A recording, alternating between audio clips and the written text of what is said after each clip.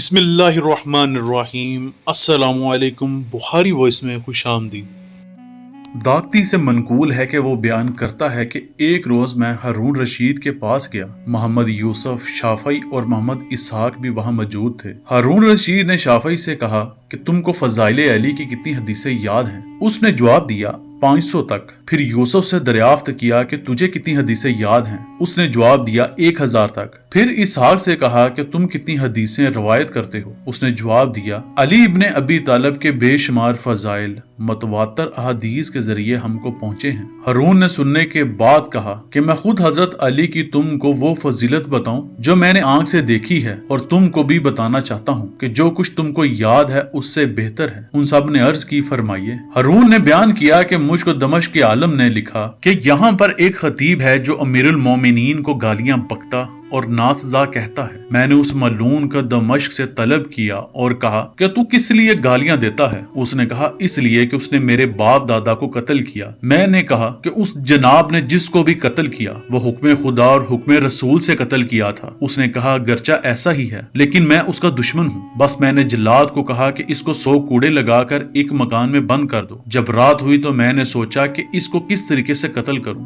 جلاؤں یا پانی میں غرق کر دوں یا تلوار سے اس کے ٹکڑے ٹکڑے کر ڈالوں۔ اسی خیال میں میری آنکھ لگ گئی۔ کیا دیکھتا ہوں کہ آسمان کے دروازے کھل گئے اور رسول خدا نیچے تشریف لائے، اور 5 ہلے آپ کے زیب تن ہیں، اور امیر المومنین بھی 5 ہلے پہنے نیچے آئے۔ پھر امام حسن اور امام حسین بھی آپ کے پیچھے تشریف لائے۔ ایک پیالہ پانی سے بڑا صاف ہے، وہ پیالہ رسول خدا نے حضرت جبریل سے لیا۔ حضور نے فرمایا اس دمشقی کو یہاں لاؤ۔ جب اس کو مکان سے باہر لایا گیا تو امیر المومنین حضرت علی کی نظر اس پر پڑی۔ فرمایا اے ملعون، تو مجھ کو گالیاں دیتا تھا۔